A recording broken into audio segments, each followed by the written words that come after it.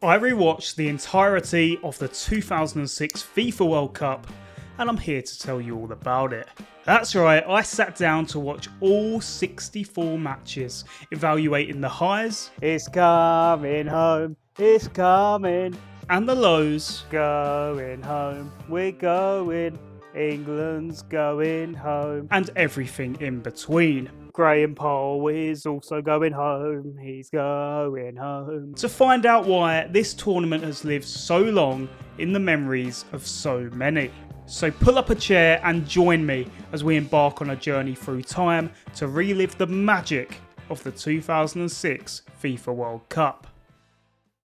Now first, it's necessary to set the context to how the World Cup in 2006 ended up in Germany. After an opening few rounds that saw Morocco and England eliminated from the votes, it was just Germany and South Africa who were left in the running to be the next World Cup hosts.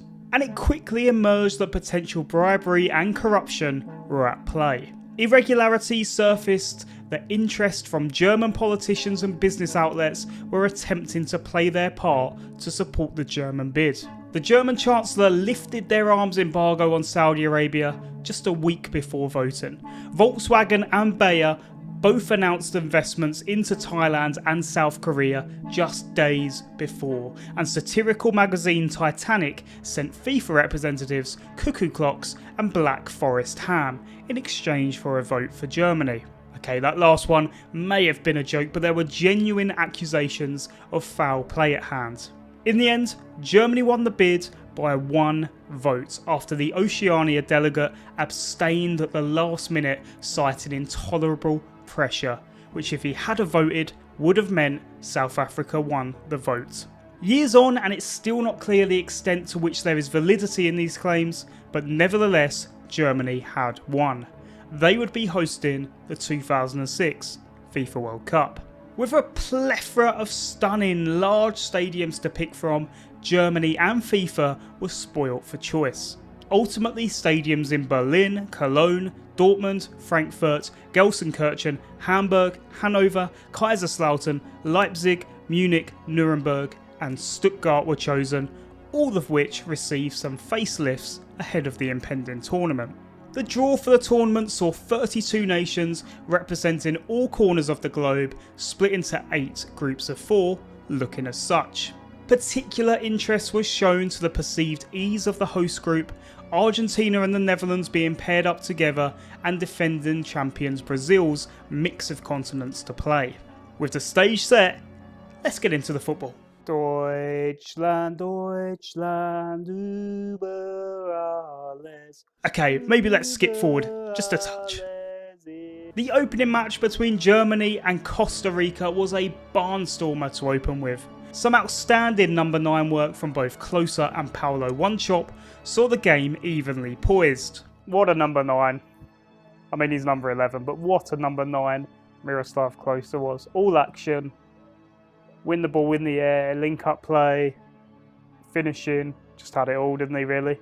As good as Lahm's goal was in the first half, it was no match for the absolute hellraiser from Torsten Frings that saw Germany start with victory in Munich. Torsten Frings! Wow, wow, wow. Golazo, golazo. Hell of a goal that. Wow. Elsewhere in Group A, Ecuador recorded a 2-0 victory over Poland to start their World Cup off perfectly.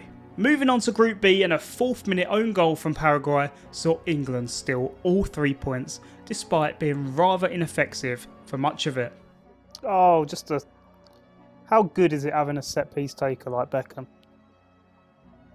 Just unbelievable. I mean, he goes down as an own goal, but the delivery is so good. And that's why any touch, and we'll see it here, any touch, it's just going to carry it in. Fantastic. But a win's a win for Sven's men, and Beckham looked in fine form, as elsewhere Trinidad and Tobago held Sweden to a goalless draw.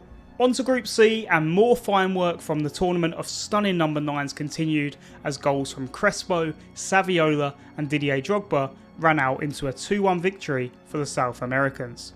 An early goal from Robben in the other fixture saw Netherlands record a 1-0 victory over Serbia and Montenegro. Group E was perhaps the pick of the round as a scintillating match in Gelsenkirchen saw the Czech Republic fire 3 past the United States without reply. You've got Rosicki, you've got Nedved, Jan Koller. Oh, it's sumptuous. Annihilation by Czech Republic on the United States. What a game. In the other matchup, magic from Andrea Pirlo saw Italy well on their way in a 2-0 victory over Ghana. Surely not. Oh, Andrea Pirlo. We're only a few games in and we've seen some absolute corkers. What a player. Wow. Group F came next and it was Australia's day in the sun as they overcame an early setback with another number 10 proving to be the difference maker. He's lining one up. Oh, Tim Cahill. That was his day. Unbelievable. As holders Brazil also had their playmaking maestro to thank as Kaká's goal paved the way for a 1-0 victory over Ghana. Group G saw 2 sumptuous South Korea goals as they came from a goal behind to beat Togo, as France opened on a whimper, only managing a 0-0 draw with neighbours Switzerland. And lastly we came to Group H where Spain ran amok on Ukraine with Torres scoring the pick of the goals after some incredible work from an unexpected source. Oh, look at Carlos Puyol. My word, what a play. Oh, Torres. Sublime finish, but Carlos Puyol's doing roulettes. He's playing 1-2s. What a goal. What a goal.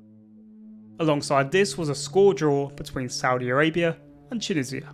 And that rounded out the opening matchups of Game Week 1. The big winners were host Germany, Australia who had scored their first World Cup goals and got their first World Cup win, and Spain who looked devilish in front of goal. There was work to do though for a few teams including France, England and the United States who had been comfortably beaten. Let's move on to Game Week 2. Where love is free and the freeway's long. I got some hot love on the hot love highway. Alright, let's not do this again. Going home 'cause my baby. We opened again with Group A where Germany kept their 100% start with a last minute winner, but it was Ecuador who stole the show. This was just Ecuador's second World Cup at this point. So the fact they were able to easily beat Poland Game Week 1 and then smash Costa Rica. Let's not forget Costa Rica caused Germany some real problems in that first game. But Ecuador 2 matches in, 5 goals scored, none conceded, second World Cup. Doesn't get much better than that. Over in Group B, and England's struggles to overcome another smaller nation were still present. Yeah, it's fair to say that that first England goal, Crouch's, probably should have been ruled out. It's amazing that Crouch, a man of 6'6" proportions, was having to climb on a defender. But that's the way England got it done in this one. It took till the 83rd minute. Gerrard scored an absolute peach in the closing stages. Yeah. This didn't bode well for England. Elsewhere, Sweden remained resilient defensively as they picked up their first win through Freddie Ljungberg. The following day, Group C was treated to a demolition job with Argentina looking incredibly strong. The Cambiasso goal is one that's always remembered at the 2006 World Cup because of the amazing passing football. I know it's something like 25 passes before the ball went in the net, and it was so deliciously done in the end. A little back heel, I think it was, by Hernan Crespo to Cambiasso, who then just piles home. I think what's forgotten now is that Argentina were the tournament favourites going into 2006, and when they scored this goal, everyone believed that Argentina were going to do it. They looked so good. They absolutely demolished this Serbia and Montenegro side. It was astounding to watch, and that goal really epitomised the quality of their players, the technical skills that their players had. Yeah, just an absolutely fabulous goal. Meanwhile, a Van double from Percy and Nistelrooy saw them overcome Cote d'Ivoire in a 2-1 victory to keep their record perfect too. Group D saw Mexico falter in a drab goalless draw with Angola, whilst Portugal continued their 100% record. Deco's goal just after the hour mark sent them ahead, whilst Cristiano Ronaldo's first ever World Cup goal came from the spot with just 10 minutes to go. Probably the last we'll ever hear of that young man. Group E followed with 2 shocks that sent the group completely on its head as to who would qualify. The Czech Republic had been so impressive in their victory over the US on game week 1, but were completely outplayed by this Ghana side, whose goals from Asamoah Gyan and Sully Montari gave them points on the board. Elsewhere, Italy struck early through Gilardino, but an equaliser shortly after from the US was how the game would remain, meaning it was all up for grabs going into that final fixture. Group F opened with a board draw between Japan and Croatia, both of whom desperately needed a win to keep their knockout hopes alive. Later, Brazil overcame Australia with goals from Adriano and a 2014 World Cup cult hero. Oh, it's Fred that scored. See, everyone remembers Fred in 2014 as being, the sort of pariah. But he was actually at the 2006 World Cup. His goal at the 2006 World Cup is almost funny, really. He goes to take a touch, and his touch accidentally goes in. Just classic Fred style, that. Unbelievable. Group G came next, and a Swiss double over Togo was enough to keep their unbeaten start going with no goals conceded. But the real story was France's continued struggles as they failed to beat South Korea. Oh, France very casual. South Korea equalised. The situation at this point for France, 2 matches in, 2 draws, and they just were not at it here. So casual. And a great start for South Korea just continued.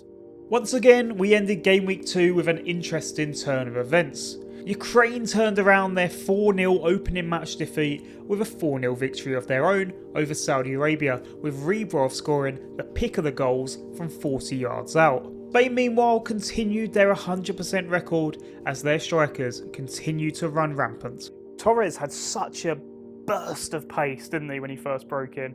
Oh, the era of that. Who remembers that Torres celebration? But he was so impactful when he first broke onto the scene. This was his 3rd goal in the first 2 matches in this one as well. I know he's often now remembered as a bit of a laughingstock, but my word, in his heyday, he was absolutely ruthless. Absolutely ruthless.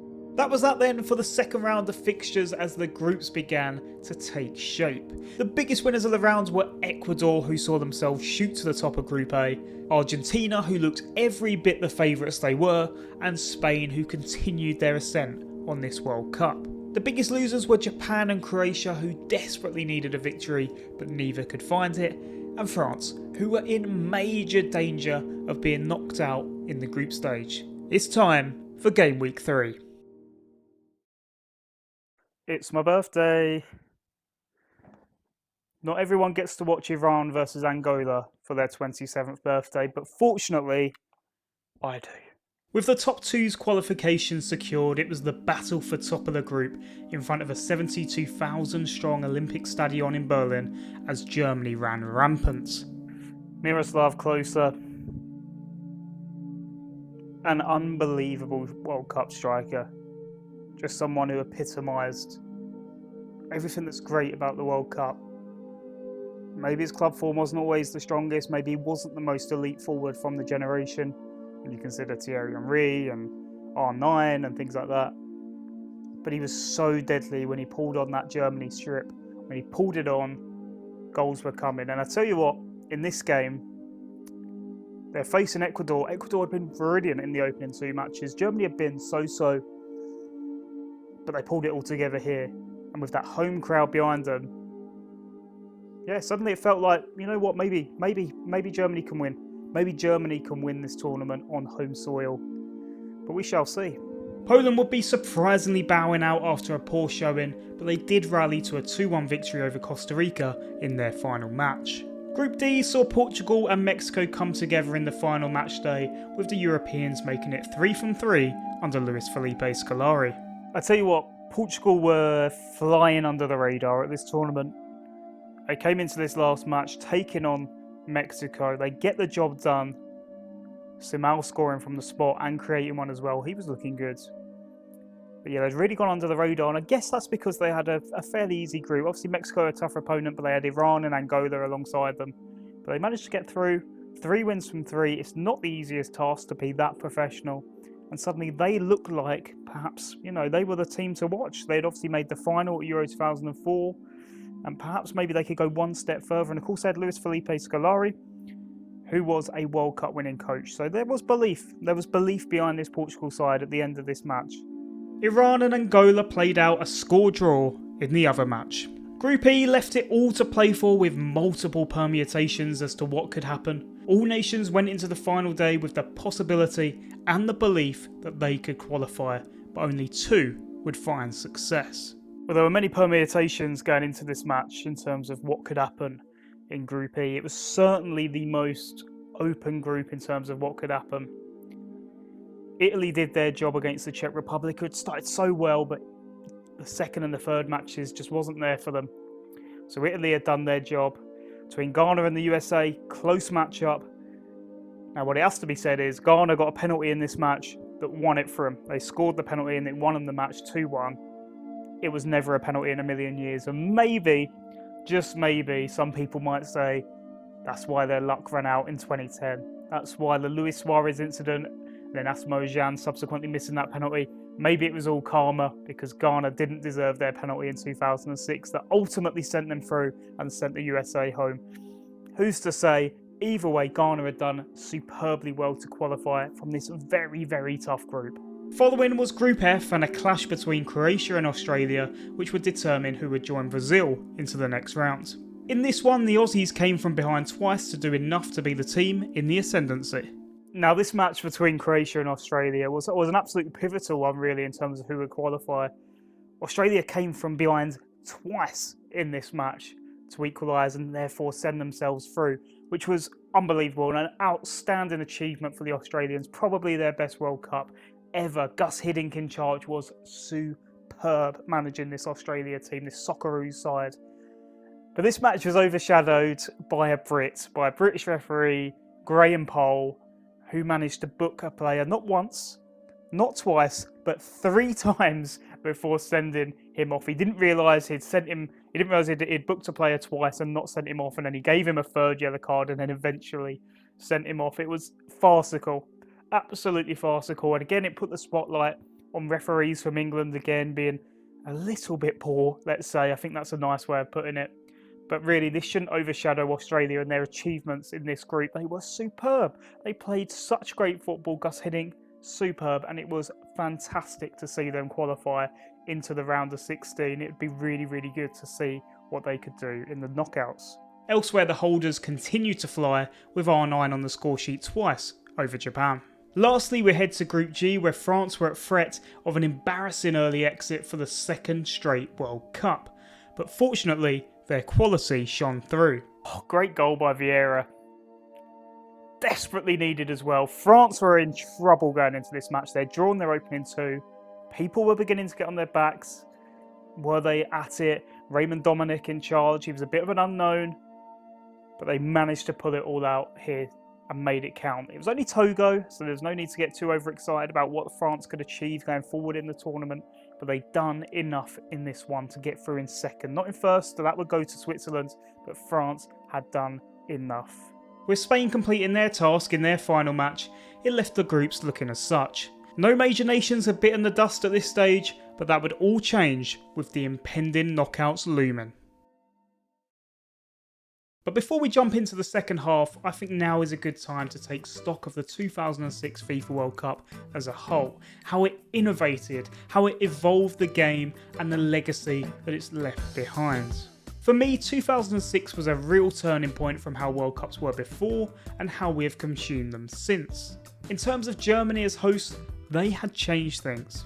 Beginning with the fans, we saw the revolution of the experience. Before, the hosts and FIFA had been wary and sometimes very blatant that fans without tickets should stay away. But in 2006, Germany sought to change that. It invited the world, ticket or not, to come and be part of the tournament, be a part of the magic. Fan parks had been a thing before, but this was the year where they really pushed them to the next level. They were large-scale festivals for fans to come and watch the World Cup in every single host city. They were free to enter and allowed fans to be a part of the atmosphere without having to be in the stadium. In terms of the viewing angle, things had advanced again. This was the first World Cup to be fully broadcast in high definition, giving viewers the best possible experience to watch the tournament unfold. But from 2006 onwards, the tournament was bright and vibrant and enhanced the viewing experience to its greatest level yet.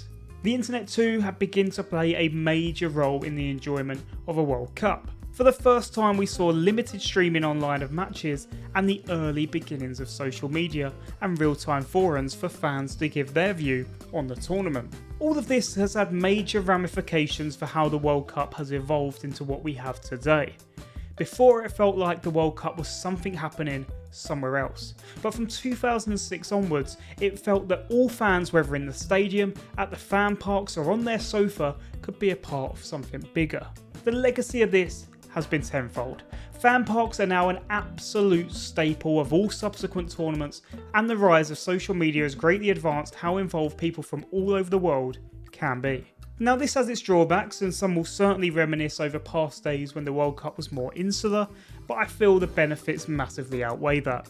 The FIFA World Cup is now truly global. Whether you're in a bar in Buenos Aires, on the sofa in Cape Town, or there in the flesh in Munich, people from all walks of life get a chance to be a part of the action. The bursting colours, the sounds of the music, the outpouring of emotions of elation and despair can be felt all over. And 2006 was the turning point. So as we jump back into the knockouts, where it really is do or die, let's enjoy this spectacle unfold. With the groups over, let's take a look how the land lied heading into the last 16. Ties between Argentina and Mexico, Portugal and Netherlands, and Spain versus France were the pick of the encounters to come. Germany opened proceedings though, taking on a Sweden side that had caused England some serious problems. The hosts though, they were a level above as an early Lucas Podolski double sent the Swedes packing.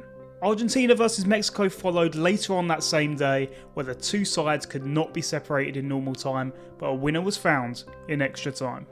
Oh, what a goal. Maxi Rodriguez. Extra time, Argentina versus Mexico. Mexico again with that last 16 curse. For Maxi Rodriguez, ball on the chest, left-footed volley, loops over the keeper.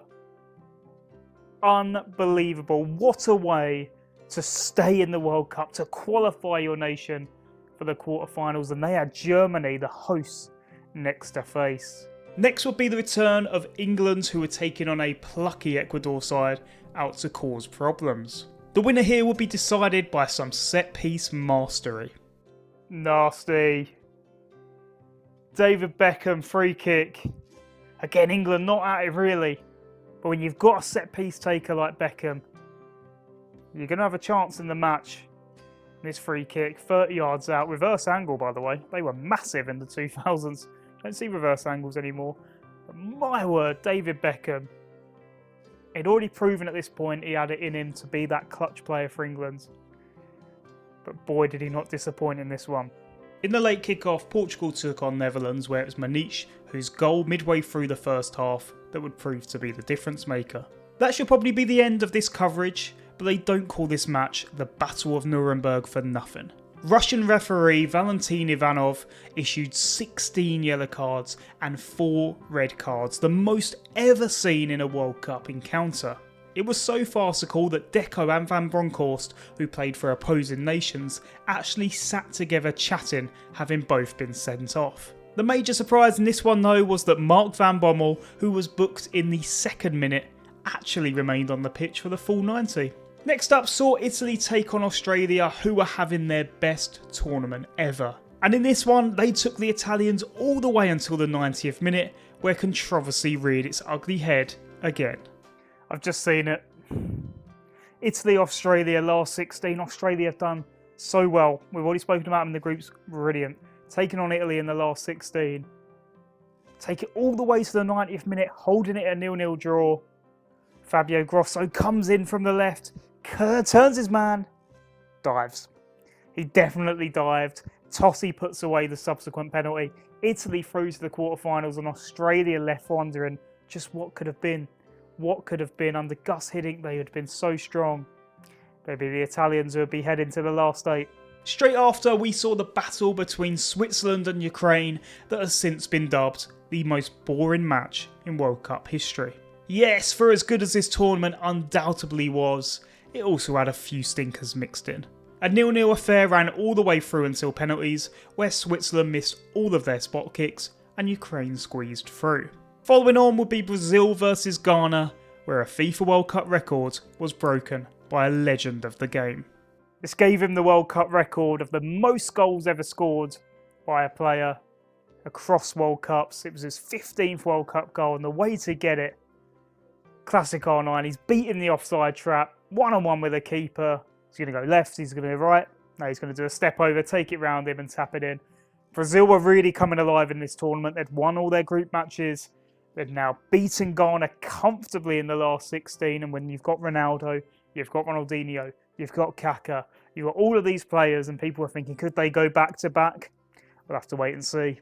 Finally, we ended with Spain versus France, many people's pick of the round, and it certainly didn't disappoint. 4 international greats were on the score sheet, but only one team could remain.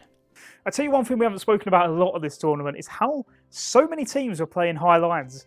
I think that's something we talk about quite a lot today, but back in 2006, a lot of goals came from strikers breaking the offside trap, and Ribery did it in this game to an absolute T. Superb from them. Spain were going into this match as the heavy favourites, undoubtedly because of their group performances, and they led early through David Villa from the spot. But France, with that quality, you can never count them out. Ribery scored in this one, Patrick Vieira scored in this one, and Zinedine Zidane got the final one. And when you've got that amount of quality, as well as the likes of, Thierry Henry as well, it's hard to count France out, and they were excellent in this one, and they took out one of the big favourites heading into the knockouts. And just like that, 16 were down to 8, and what a collection of nations it was left still fighting for the trophy. Let's move on swiftly to the quarterfinals. First up would be a highly anticipated affair between Germany and the informed nation of Argentina, as the hosts returned to the Olympic Stadium in Berlin for the second time. An early second half goal from Roberto Ayala was cancelled out with just 10 to go by the talismanic figure of Miroslav Klose, as penalties would have to separate these two. Lehmann heroics. Jens Lehmann in the German net with a save, gives it one of these. 2 penalty saves in the shootout. Germany, the masters of penalties, they didn't miss one. Obviously, they didn't miss one. And this was really telling because Argentina was seen as perhaps the favourites going into this one. Many people tipped them to win the tournament. But Germany, home soil, home crowd, in a penalty shootout, got the job done. Later on that day, Italy welcomed Ukraine, who were making an incredible impression at their first ever World Cup finals. Here, a Luca Toni double compounded the Eastern Europeans, but it was an early goal from an unlikely source that had people talking. Little mazy run. Shoots near post, 25 yards out, finds its way into the net. This was only his second international goal, which was quite something. And the scenes with Italy, all the players together, loving one another, that team spirit was something that couldn't be underlooked. Italy had it in abundance. They had obviously so much quality, but their team spirit is really what set them apart. And they were absolutely dominant in this one over Ukraine. And they were heading into the last 4 in a date with the host Germany, which would be an all different test, which they'd have to overcome if they wanted to go further. The next day we were treated to another awaited double of fixtures, which began with England taking on Portugal. Now, these two nations have been in a very highly contested affair 2 years earlier at Euro 2004, which saw Portugal overcome England on penalties after a controversial ruled out Sol Campbell goal. And here, the contentions between the two continued as once again penalties would decide the victor and controversy reared its head once more. Well, there's the moment. The Rooney red cards that changed the game between England and Portugal. Listen, Ronaldo obviously played his part in terms of trying to get him sent off, but I think what's forgotten is Rooney did stamp on him. He stamped on a player, and he was right to be sent off. Maybe the referee was only going to give a yellow, and Ronaldo changed that, and there's obviously problems with that. You shouldn't be influenced by players making gestures or whatever. But Rooney did what he was being accused of. He was fighting tenaciously. That was obviously his game. And he dropped a stamp. He dropped a boot in on a player about 2 yards away from the referee as well. Silly, completely silly. And obviously England and penalties at the World Cup at this stage. Foregone conclusion. Portugal overcame him and England were going home. Lastly was Brazil versus France, a repeat of the 1998 World Cup final, and the result of that one would match the one here, as Arsenal forward Thierry Henry won Le Bleus the match inside the 90. Brazil versus France 2006 World Cup, the most star-studded of lineups here. Henry, Vieira, Ribéry, Zidane. And then for Brazil, Ronaldinho and Ronaldo and Cafu, Roberto Carlos, an absolute barnstormer of a match too. The whole match is available on YouTube to watch. There's a great moment at the start with Ronaldo and Zidane talking to one another. Obviously they were teammates.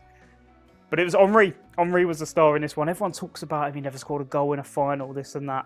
But it doesn't get much more crucial than this, than scoring the winning goal over Brazil to send France through to the semi-finals. But that's what he managed to do. Gets on the end of a very good free kick, puts it home. And France, they were warming up. They've been terrible in the groups, but they're beginning to come alive. This left us with our final four. Germany, Italy, Portugal and France. A guaranteed European winner was to come. But who would prevail? The hosts were having a marvellous tournament under the stewardship of Jurgen Klinsmann. Italy had been consistent throughout. Portugal were seeking to avenge their failure at Euro 2004, and France may have started slowly, but were beginning to look more dangerous at every turn. Germany versus Italy in Dortmund would be the opener of the two semis, and what a match this would turn out to be. After a long stint of back and forth through the match that saw the game evenly poised all the way through into extra time, a breakthrough would be made in the 119th minute with a left back firing his nation into a World Cup final. Oh, Fabio Grosso. A hell of a finish. It took until the 119th minute in extra time to find the winner, and the goal that we got to win it, Pirlo laying it off and Fabio Grosso just bending it into the far corner. So much power, so much pace, Lehmann could do nothing about it. And I tell you what, the second goal a couple of minutes later by Del Piero probably eclipses it. The finish is so good. I recommend, if you've never seen Del Piero's goal against Germany, go and watch it. It's a fabulous finish, a real masterclass in being a striker. And Italy were through to the final. Germany, the hosts, were out. It was a match-up for the ages, really, the two of them being paired together. Germany, so unlucky, took it as far as they could, and they probably would have been favourites had it have gone to penalties. But Italy found a way, and that's what you have to do at World Cups. In big moments, find a way, and they certainly did.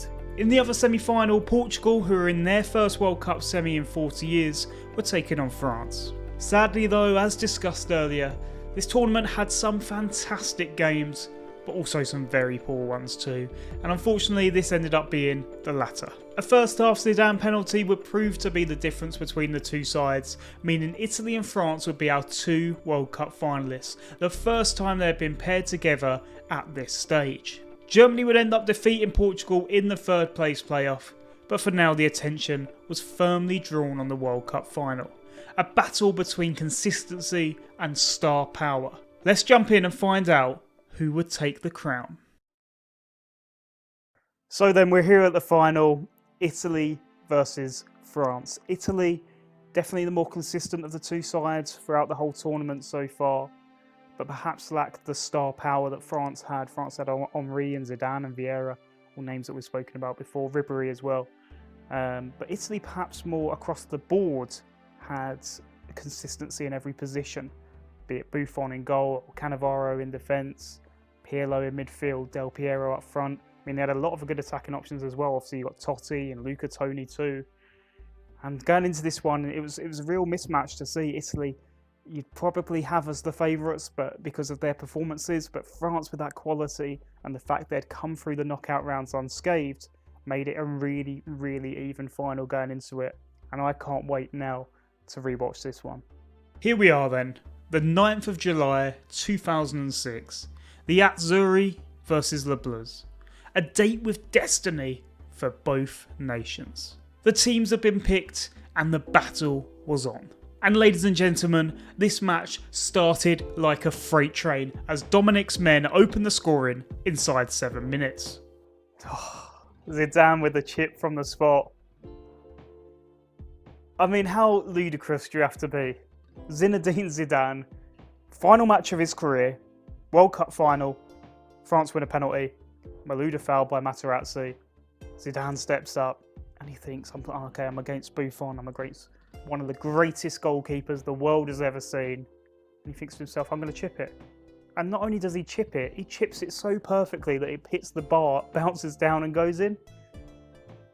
A true maverick. Oh, listen, obviously we know what's going to happen later on. But what a player Zidane was. He was just so majestic to watch, and he always had this sort of trickery in his locker.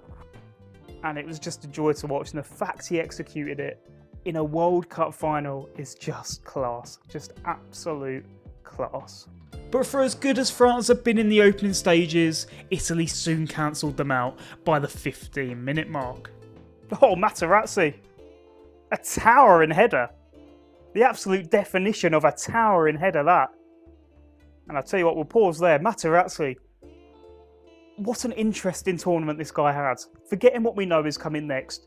He starts the tournament on the bench.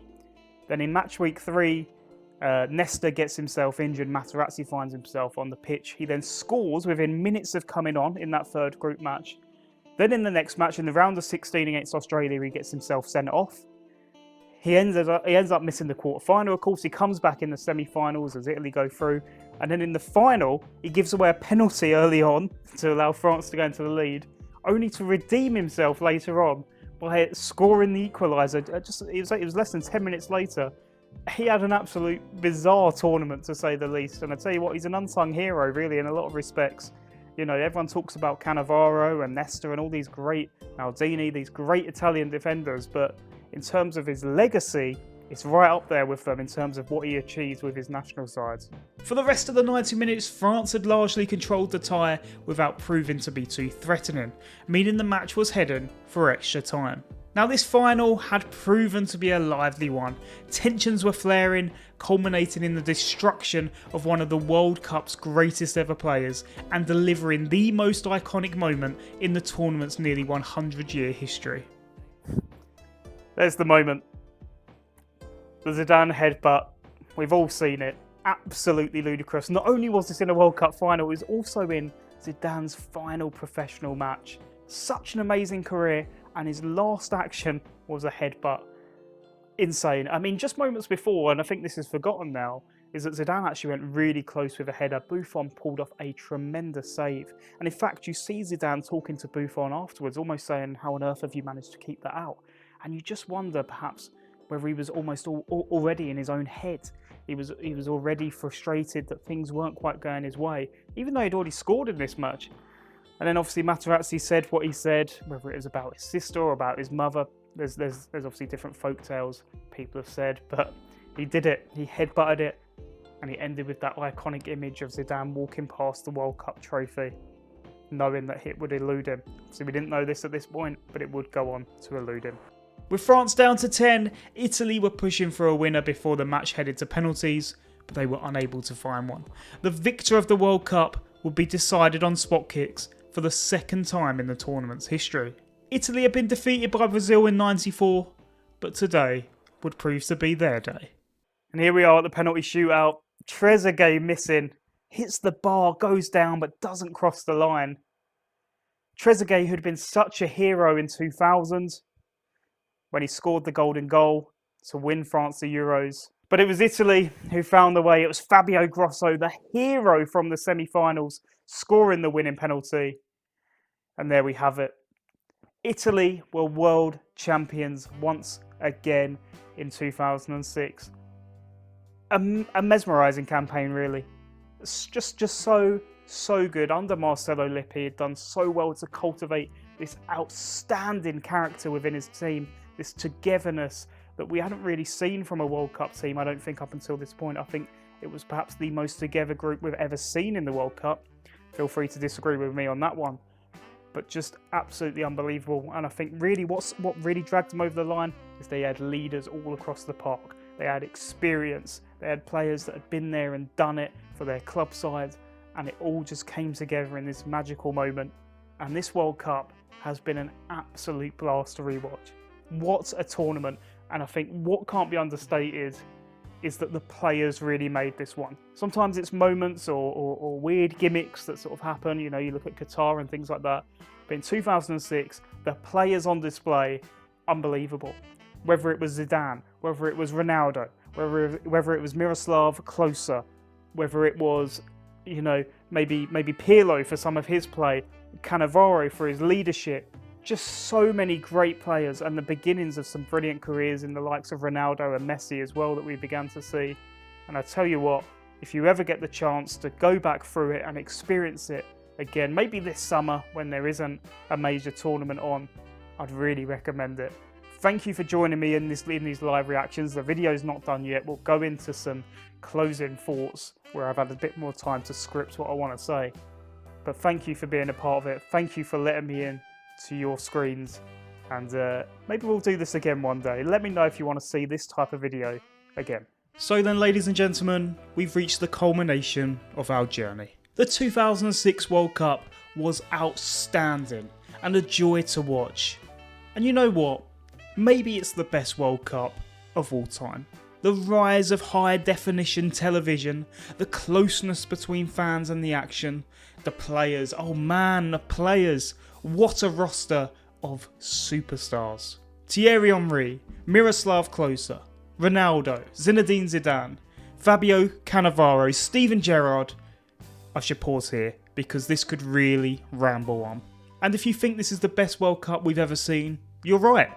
But if you don't, you're also right. I'm not here to tell you what your favourite should be, but the undeniable fact is that this World Cup is a great one. Germany nailed it. It evolutionised the format without losing touch of the magic.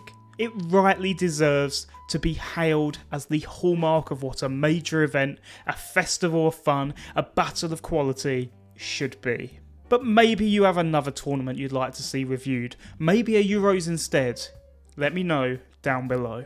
But for now everyone, thank you for joining me. If you've enjoyed, please leave a like and subscribe if you're new. And I will see you next time.